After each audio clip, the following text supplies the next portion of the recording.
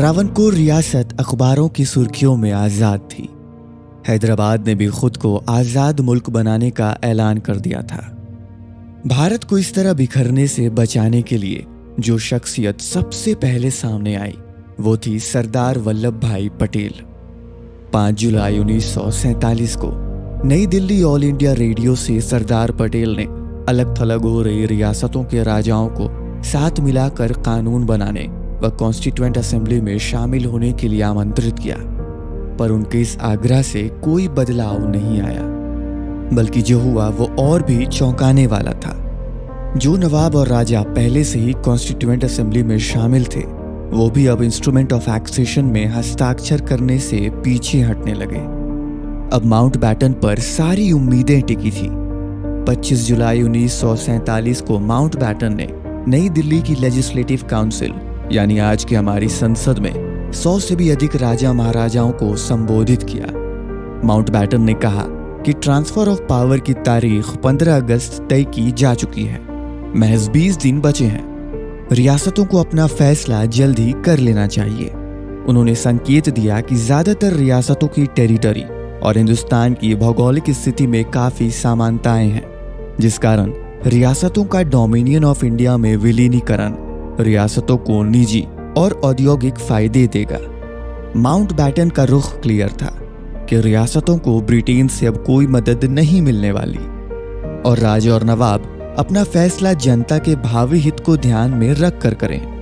Lord Louis Mountbatten के इस रुख को देखकर बाद में काफी रियासतों ने भारत में शामिल होने का फैसला कर इंस्ट्रूमेंट ऑफ एक्सेशन में हस्ताक्षर कर दिए, लेकिन भारत की एकता को बनाए रखने की चुनौतियां भी खत्म नहीं हुई थी।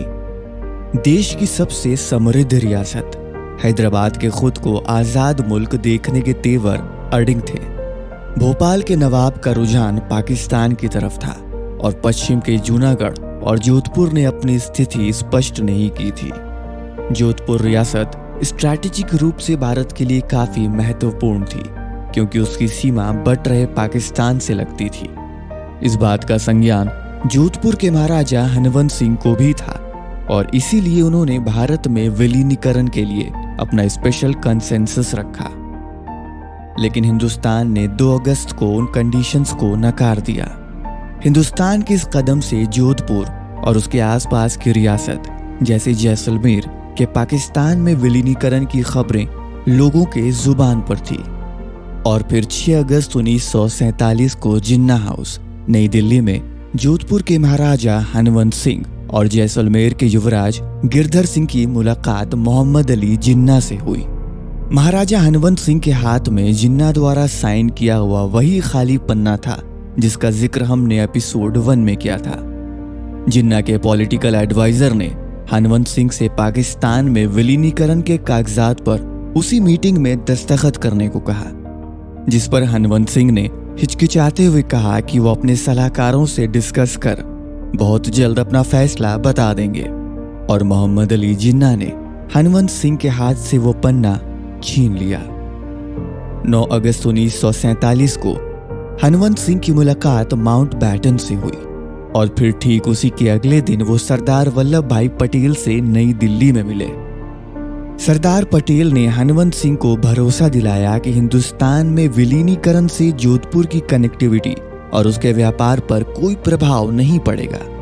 सरदार पटेल ने हनवंत सिंह की कुछ स्पेशल कंडीशंस को एक्सेप्ट करते हुए उन्हें एक अप्रूवल लेटर दिया। साथ ही उन्होंने हनवंत सिंह से कहा कि वो और हनवंत सिंह के पिता अच्छे दोस्त रहे हैं और वो हनवंत सिंह को पटेल की देखरेख में छोड़ गए हैं। पटेल ने हनवंत सिंह से प्यार से कहा कि अगर वो सही रास्ते पे नहीं आए तो मजबूरन उन्हें पिता के रोल में उतरकर हनवंत सिंह को सही रास्ते पे लाना होगा। खैर, हनवंत सिंह ने सरदार पटेल को भरोसा दिलाया कि वो माउंटबैटन से मिलकर इंस्ट्रूमेंट ऑफ एक्सेशन में हस्ताक्षर कर देंगे। लेकिन क्या ऐसा हुआ? सरदार पटेल के सामने तो हनवंत सिंह ने हिंदुस्तान में विलीनीकरण पर हामी भर दी थी, लेकिन बात वहां खत्म नहीं हुई। 11 अगस्त 1947 जब हनवंत सिंह वाइसरॉय लॉज पहुंचे तो वीपी मेनन पे भड़क गए। मेनन हनवंत सिंह का इंस्ट्रूमेंट ऑफ एक्सेशन में हस्ताक्षर पर जोर दे रहे थे। लेकिन सरदार पटेल द्वारा हनवंत सिंह को दिए गए लेटर पर जो कॉन्सेंसस था उस पर बात करने पर ध्यान नहीं दे रहे थे। फिर माउंटबेटन के बीच में आने पर बात संभली और फिर आखिरकार इसी दिन आजादी से ठीक 4 दिन पहले हनवंत सिंह ने इंस्ट्रूमेंट ऑफ एक्सेशन पर अपने हस्ताक्षर कर दिए और फिर 15 अगस्त 1947 को हमारा देश हिंदुस्तान आजाद हो गया। साथ ही हैदराबाद, जूनागढ़, भोपाल, जम्मू एंड कश्मीर ये वो कुछ रियासतें थीं जो हिंदुस्तान से नहीं मिली थीं और अब आजाद थीं। 17 अगस्त 1947 को अखबार में छपी एक खबर से हिंदुस्तान में चारों ओर हंगामा हो गया। गुजरात का जूनागढ़ पाकिस्तान का हिस्सा बन चुका था और इस बात का एलानिया नोट भारत सरकार को न्यूज के माध्यम से पता चला। जूनागढ़ पर अब पाकिस्तान का कब्जा था और इसका कारण था जूनागढ़ के रूलर नवाब मोहम्मद महाबत खान जी तृतीय। भौगोलिक दृष्टि से यह घटना बहुत अजीब थी। जूनागढ़ की रियासत हिंदुस्तान के अंदर थी और अब उसका पाकिस्तान में विलीनीकरण एक क्योस से ज्यादा कुछ मालूम नहीं पड़ रहा था। जूनागढ़ की प्रजा भी हिंदू मेजॉरिटी थी। इन सब के बावजूद भी क्या आप जानते हैं कि ऐसा उस समय नेचुरली क्यों संभव हो सका?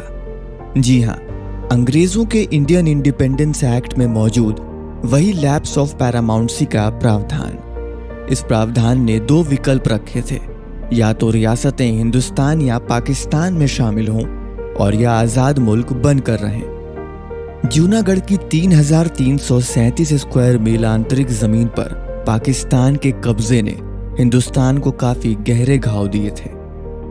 जूनागढ़ के साथ क्या किया जाए, इस बात पर विचार विमर्श करने के लिए नेहरू के नेतृत्व वाली भारत सरकार ने एक कैबिनेट मीटिंग बुलाई। लेकिन ये मीटिंग होने से पहले ही माउंटबेटन ने वीपी मेनन, गृह मंत्री सरदार पटेल और प्रधानमंत्री पंडित नेहरू से 17 सितंबर को राष्ट्रपति भवन नई दिल्ली में एक अहम मुलाकात की।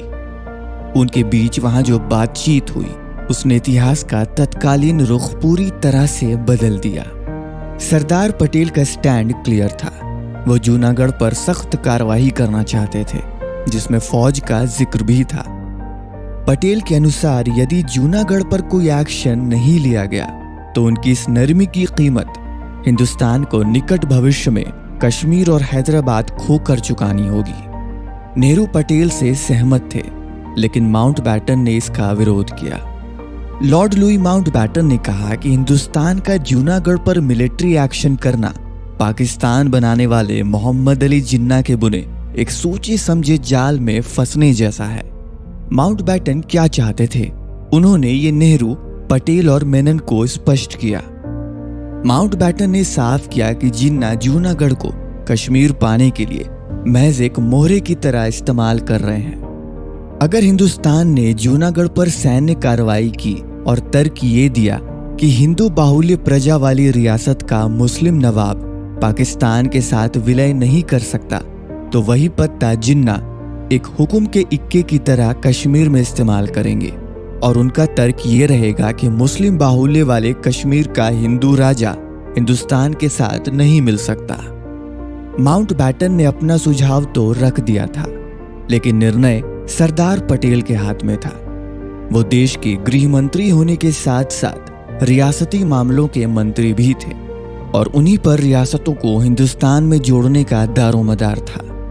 सरदार वल्लभ भाई पटेल ने माउंटबेटन के सुझाव को मान लिया और इस तरह जूनागढ़ पर सैन्य कार्यवाही टल गई। लेकिन जूनागढ़ के नवाब को सबक सिखाने के लिए जूनागढ़ की सरहदों पे नाकाबंदी बढ़ाने का फैसला लिया गया।